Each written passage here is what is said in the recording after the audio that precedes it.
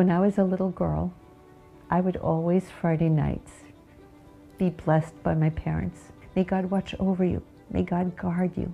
May His light shine upon you. And no matter how difficult the week, I knew that Friday night I would get that blessing.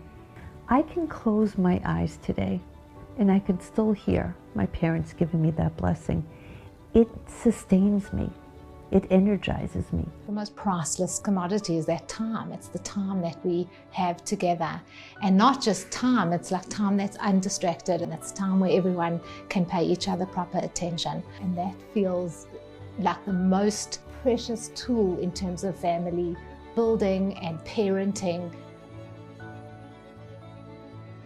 Children get perhaps the most out of Shabbat. Once a child feels that his father or mother really gets her, that child can be anywhere in the world and never feel alone, because that child will seek people who hear her, seek people who love her, and want to love and give love to others. Unfortunately, we live in the worst time to be able to listen to our children. Whilst I'm always asking them to be present, I know that I'm definitely not always present when I'm with my kids.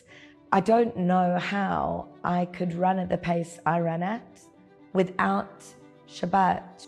And I can say without any doubt that my most beautiful family moments have come from having that quality time. Well, what kind of dad do you want? And it was like checkmate immediately. She just said, I want a mitzvah dad. So I said to her, you don't want dad like watching TV and this and, you know, switching the lights on? And she was adamant. She was like, I don't want you to do that. The more I learned, the more I understood. It just became obvious. When you're all around the Shabbos table, those connections are just, they're always solidified and they're cemented. It keeps them strong, it keeps them vibrant, it keeps new memories all the time. And that is so important, because who's got time for that in a week?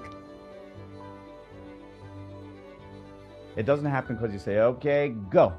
Tell me what's on your mind. I have about 5 minutes. Come on, bring it to me. It happens when you're throwing a football around the backyard. It happens when you're taking a walk to shul, when you're preparing to get the meal ready for the Shabbat table. It happens at the times when a child feels like, you know, I can broach this complicated, scary subject with my parent now. Preparing for Shabbat, which is really a highlight for me to be able to be with my kids. So it brings a very deep connection with them. Shabbat is experienced through song, through being together, but it's also like around the counter and everybody's doing something. We have our master list, we're crossing out who did what. It's time that I'm never gonna forget, and I don't think my kids will ever forget. When children are asked, what is the most important and precious thing? What do you love most about Shabbos? They say, time with my family, time with my parents. More than all the toys and clothes and food and everything we give them, ourselves. Because they know when we're not present. You can be physically present, but not emotionally present. The most deepest, profound compliment that a parent can pay a child is that you're more important to me than anything that the world out there has to offer. And on Shabbat, we have that wall to wall, 25 hours. What a gift.